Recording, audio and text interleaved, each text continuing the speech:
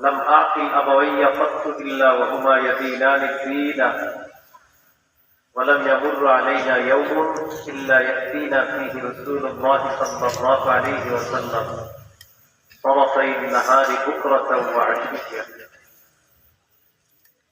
জ্ঞান বুদ্ধি হওয়ার পর আমি আমার মা বাবাকে সদা সর্বদা ধর্মভীরু পেয়েছি, দিন পালনকারী পেয়েছি। জ্ঞান বুদ্ধি হওয়ার পর এমন কোন দিন নাই যে দিনের সকাল এবং সন্ধ্যা নবী আমাদের বাসায় আসেননি, এমনটা হয় নাই। প্রতিদিন সকাল সন্ধ্যা 2 বেলা নবীজি আমাদের ঘরে আসেন।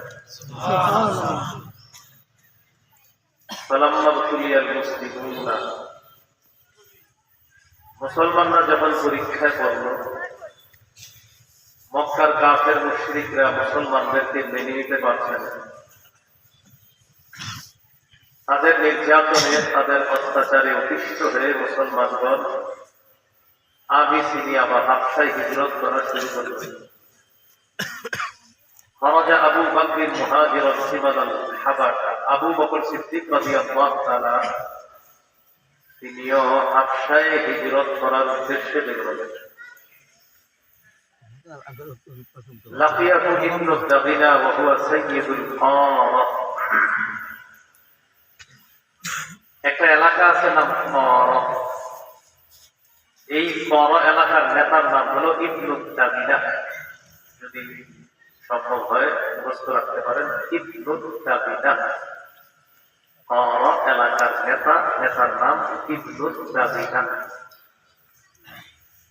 আবু বকর সিদ্দিক রাদিয়াল্লাহু তাআলা আনহুর সাথে সাক্ষাৎ করলেন।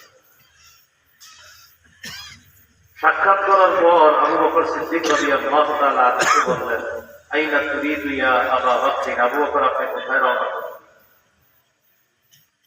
তিনি জবাব দিলেন, আখরাজানি কওমি ফাউরিদু আন আসিহা ফিল আরদি ফাআবুদা রাব্বি। এরপরে বলেন, তারপরে যত বলেন এখানে যত বলেন ওয়াজটা একটি জাতির জীবনে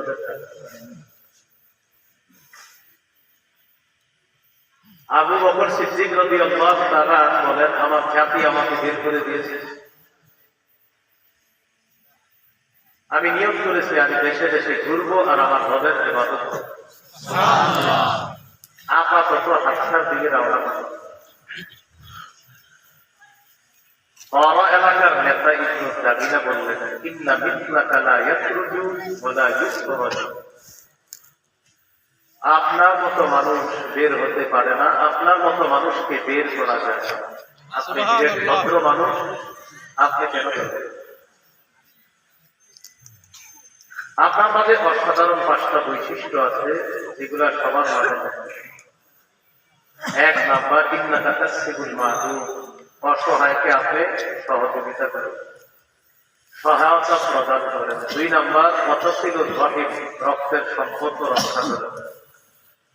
3 নাম্বার, ওয়াতাহমিলুল কাল্লা, বোঝা বহন করেন। 4 নাম্বার, ওয়াতাফরিদ দৈফা, মেহমানদারি করেন।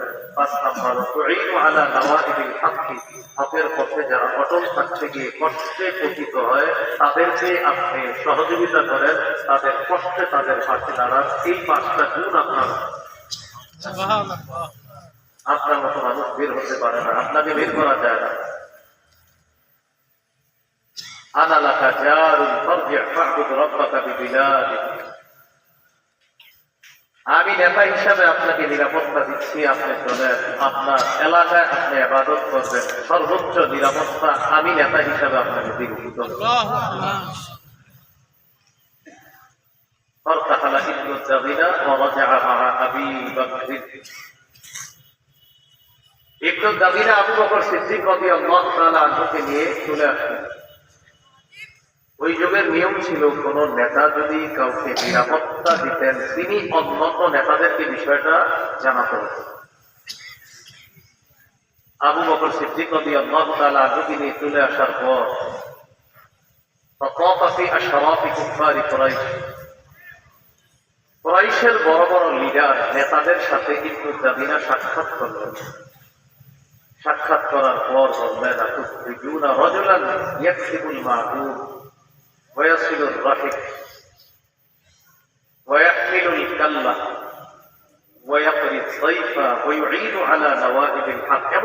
মানুষকে তোমরা বের করে দিবা, যে মানুষটা অসহায়কে সহযোগিতা করে, যে মানুষটা বোঝা বহন করে, যে মানুষটা রক্তের সম্পর্ক রক্ষা করে, যে মানুষটা মেহমানদারি করে, যে মানুষটা অন্যের বিপদ আপদে তার পাশে গিয়ে দাঁড়ায়, এমন একটা মানুষকে তোমরা বের করে দিবা। মক্কার অন্যান্য নেতাকে গিয়ে ইবনু দাগিনা নামক নেতা বুঝাইতেছে। কাফের নেতারা বলতেছে তুমি কি বলতে চাও? আবু বকর সিদ্দিক রাদিয়াল্লাহু তাআলা আনহু বললেন, আবু বকর সিদ্দিক রাদিয়াল্লাহু তাআলা আনহুকে যিনি নিরাপত্তা দিলেন তিনি বললেন, আমি আবু বকরকে নিরাপত্তা দিলাম, তোমরা আমার নিরাপত্তাটা দিলে না।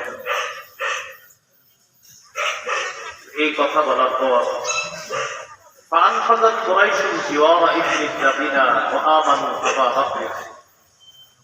ইবনু দাগিনা যে আবু বকর সিদ্দিককে নিরাপত্তা দিয়েছেন এটা তিনি মেনে নিলেন এবং আবু বকরকে নিরাপত্তা দেওয়ার ব্যাপারে তারা সকলে সম্মত হয়েছে। তারা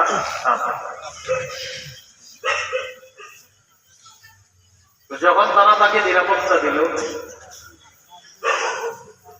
নিরাপত্তা দেওয়ার পর শর্ত জুড়ে দিল, কয়েকটা শর্ত আছে। এক নম্বর শর্ত, কুর আবা বকরিন ফালইআবুদ রাব্বাহু ফি দারিহি, আবু বকরকে বলবা সে যেন তার ঘরে ইবাদত করে।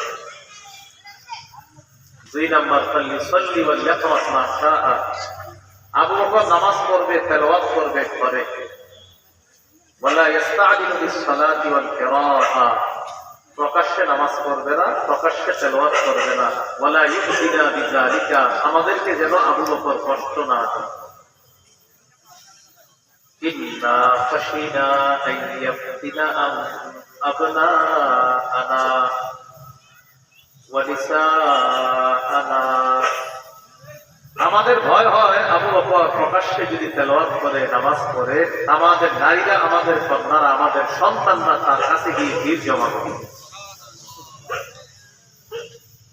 ফলে তারা আবু বকর সিদ্দিকের দ্বীনের প্রতি আগ্রহী হয়ে যাবে। এই কথা বলার পর ইবনু দাগিনা আসছে, আসার পর আবু বকর সিদ্দিক রাদিয়াল্লাহু তাআলা আনহুকে বললেন, আমরা আপনাকে নিরাপত্তা দিচ্ছি কয়েকটা শর্ত, আপনি ঘরে ইবাদত করবেন, ঘরে নামাজ পড়বেন, ঘরে তেলাওয়াত করবেন, বাহিরে নামাজ পড়বেন না, বাহিরে তেলাওয়াত করবেন না। আবু বকর সিদ্দিক রাদিয়াল্লাহু তাআলা আনহু শর্ত মেনে নিলেন। তফিফা আবু বকর ইয়াবুদু রাব্বাহু ফি দারিহি, আবু বকর সিদ্দিক রাদিয়াল্লাহু আওয়াজটা দূরে, আর ওই যে আওয়াজটা আসলে লাগতেছে, ঠিক মাইকের আওয়াজটা আমার কেমন ধারণা করতেছে, বুঝলেন নাই? আমি চারোদিকের আওয়াজ শুনতে না, পিছন থেকে মাইক থাকবে সামনে, ওই মাইক আসবে না। কালকে মনে হয় মেয়ার না কথা মাহফিল আছে, মাইক কিন্তু এরকম সামনে দিবে। এই কুকুরের আওয়াজটা যেমন টেনশনে লাগতেছে না আপনাদের, মেজাজ খারাপ হয়েছে, ঠিক আমি কিন্তু মেজাজ খারাপ নিয়ে বয়ান করতেছি। ওই মাইকের আওয়াজ মনে হচ্ছে আমার বয়ান চলতেছে ওই এলাকায়, আসলে তো আমি এনে এটা আমি বুঝাইতে পারতেছি না। পুরো বাংলাদেশ পিছন থেকে মাইক থাকবে সামনে, এমন অন্য এলাকা বুঝে যাচ্ছে। এইদিকে গত 2 বছরে 600 ক্লাস মাহফিল করছি, শুধু কুমিল্লা, এখনো বুঝে আসছে। আসার পরে আপনি ইচ্ছা মতো বাড়ান, এখন আপনি কমান, চারদিকের মাহফিল কমান, জাতিরে বোঝার চেষ্টা করেন। হ্যাঁ, রাসূলুল্লাহ সাল্লাল্লাহু আলাইহি ওয়াসাল্লাম, নবীজি সাল্লাল্লাহু আলাইহি সাল্লামের সাহাবী আবু বকর সিদ্দিককে বললেন, আপনি ঘরে ইবাদত করবেন, ঘরে নামাজ পড়বেন, ঘরে তেলাওয়াত করবেন। তিনি ঘরে ইবাদত করা শুরু করলেন, ঘরে কোরআন তেলাওয়াত করে, ঘরে নামাজ পড়ে। সুম্মা বাদা লিআবি বকরিন, আবু বকর সিদ্দিক রাদিয়াল্লাহু তাআলা আনহুর কাছে হঠাৎ মনে হলো যে আর কতদিন ঘরে ইবাদত করব, এবার প্রকাশ্যে আল্লাহর ইবাদত করা দরকার। ফাবতানা মসজিদান বিতিনাই দারি, আবু বকর সিদ্দিক রাদিয়াল্লাহু তাআলা আনহু তার ঘরের আঙিনায় একটা ছোট্ট মসজিদ বানাইলেন, কারণ তাকে তো কাবা চত্বরে নামাজ পড়তে দিবে না, তাই ঘরের আঙিনায় ছোট্ট একটা মসজিদ বানাইলেন। فبارز فكان يصلي فيه ويستعلن بالصلاة والقراءة, তিনি প্রকাশ্যে নামাজ পড়া শুরু করলেন, বাহিরে কোরআন তেলাওয়াত প্রকাশ্যে ইবাদত করা শুরু করলেন। কাফেররা আশঙ্কা করেছিল আবু বকরের ইবাদত দেখলে আমাদের স্ত্রীরা, আমাদের কন্যারা, আমাদের সন্তানরা তার আশেপাশে গিয়ে ভিড় জমাবে। আবু বকর যখন প্রকাশ্যে ইবাদত শুরু করছে, فيتخصص عليه نساء المشركين وأبناؤهم, কাফেরদের স্ত্রীরা, তাদের সন্তানরা, তাদের ছেলে মেয়েরা সবাই গিয়ে আবু বকর সিদ্দিকের সামনে ভিড় জমানো শুরু করছে। সুবহানাল্লাহ। আশঙ্কা সত্যে প্রমাণিত হয়ে গেছে। وكان أبو بكر رجلا بكاء لا يملك دمعه حين يقرأ القرآن. আবু বকর সিদ্দিক রাদিয়াল্লাহু তাআলা আনহু ছিলেন প্রচুর ক্রন্দনশীল ব্যক্তি, অনেক কাঁদতে পারতেন তিনি যখন চোখে পানি আসতো তার চোখের পানি তিনি সংবরণ করতে পারতেন না, চোখের পানি তিনি ধরে রাখতে পারতেন না। তেলাওয়াতের সময় তার চোখ দিয়ে পানি পড়তো। নারী পুরুষরা যারা আসতো তার সামনে, ইয়াজাবুনা ওয়া ইয়ানজুরুনা ইলাই, আশ্চর্য হয়ে তার কান্না দেখতে থাকতো। সুবহানাল্লাহ। একটু বুঝে নিয়ে যায়, মনটা খুব নরম ছিল আবু বকর সিদ্দিকের। এই নরম হওয়ার কারণে কোরআনের কিছু কিছু জায়গায় তিনি যখন তেলাওয়াত করতেন তার চোখের পানি তিনি ধরে রাখতে পারতেন না। তার চোখের পানি অন্যান্যদেরকে ইসলামের প্রতি আগ্রহী করে তুলত। কাফেররা এই টেনশন করত।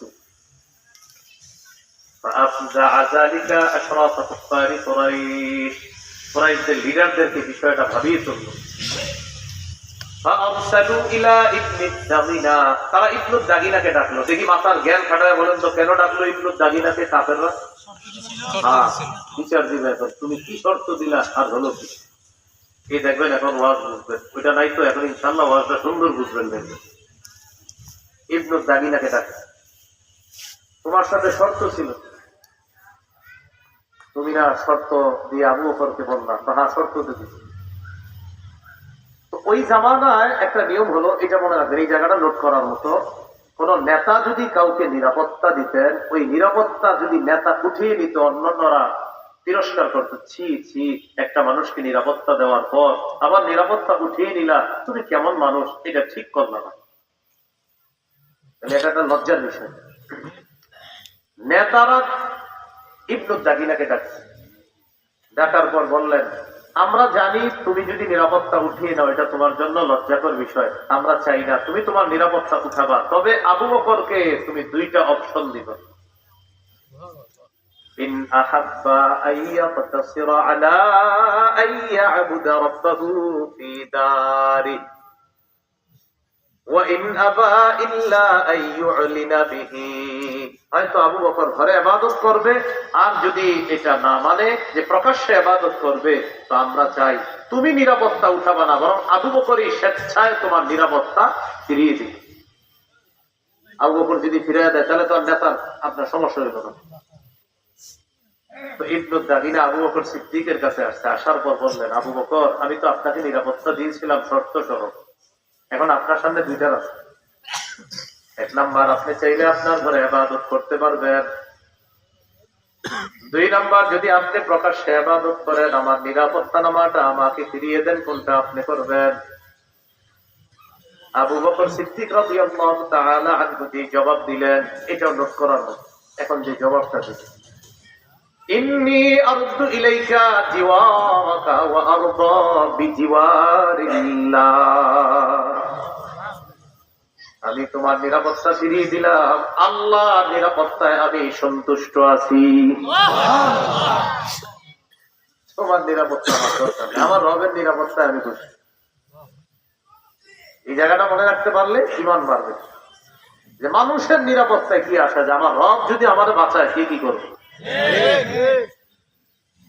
উনি ঘোষণা দিয়ে দিলেন, আমার রবের ইবাদত আমি প্রকাশ্যে করব, ঘরে করব, বাহিরে করব, আমার রব আমারে কি করবে এটা রব জানে। তোমার নিরাপত্তা আমি তোমাকে ফিরিয়ে দিচ্ছি, তোমার সম্মান নিয়ে তুমি থাকবে। তো ইবাদত প্রকাশ্যে করে আর মানুষের উল্টা পাল্টা কথা সহ্য করতে। একদিন নবীজি বলতেন, আর টেনশন করো না তোমরা, আমাকে স্বপ্নে তোমাদের হিজরতের জায়গাটা দেখিয়ে দেওয়া হয়েছে। আমি দেখলাম রাআইতু সাবহাতান যাতা নাখলিন বাইনা লাবাতাইন, দুইটা এলাকার মাঝে খেজুর গাছ বেষ্টিত একটা এলাকা, এটাই হবে হিজরতের এলাকা, আর সেটাই হলো মদিনা। সাহাবীরা যারা অলরেডি চলে গেছে হাবশায়, তারা তো চলেই গেছে। এখন যারা নিয়ত করেছিল হাবশায় হিজরত করবে, তারা নিয়ত পাল্টায় মদিনার দিকে হিজরত করা শুরু করছে। আবু বকর সিদ্দিক রাদিয়াল্লাহু তাআলা আনহুকে নবীজি বললেন, আবু বকর তুমি এখন হিজরত করবে না। হুজুর কেন? একটু অপেক্ষা করো, অচিরেই মনে হচ্ছে আল্লাহ আমাকে হিজরতের আদেশ করবে আর তুমি হবা আমার হিজরতের সাথে।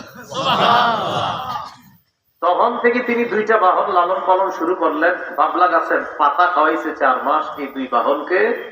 তার নিয়ত হলো, এক বাহনে আমি চড়বো, আরেক বাহনে আমার নবী চড়বেন, আমরা দুজন একসাথে হিজরতের উদ্দেশ্যে মদিনায় রওনা করব।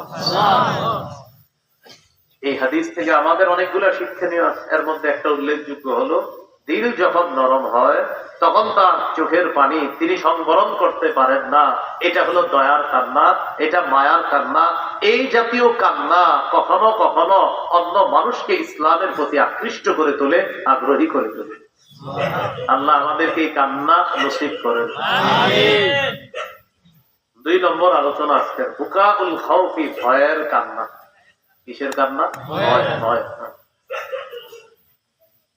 এই ভয়ের কান্নাটা এটা বেশি জরুরি। নাসাই কিতাবের নাম 3108 নম্বর হাদিস। এই হাদিসের বর্ণনাকারী আবু হুরায়রা রাদিয়াল্লাহু তাআলা عن أبي هريرة رضي الله تعالى عنه عن النبي صلى الله عليه وسلم قال আবু হুরায়রা রাদিয়াল্লাহু তাআলা আনহুর বর্ণনা, নবীজি সাল্লাল্লাহু আলাইহি সাল্লাম বলেন, লা ইয়ালিজুন নার রাজুলুন বাকা মিন খাশিয়াতিল্লাহ হাত্তা ইয়াউদাল লাবানু ফিত তারঈ। উলান থেকে দুধ বের হওয়ার পর এই দুধ উলানে যেমন ফিরে যাবে না, আল্লাহর ভয়ে যে কান্না করবে সে জাহান্নামে যাবে না। সুবহানাল্লাহ। উলান থেকে দুধ বের এইটা কি আর ফিরে যাবে উলানে? না। তেমনি ভাবে আল্লাহর ভয়ে যে কান্না করবে সে জাহান্নামে প্রবেশ করবে না। তিরমিজির হাদিস 2406 নম্বর হাদিস, 2406। এই হাদিসটি আমরা যারা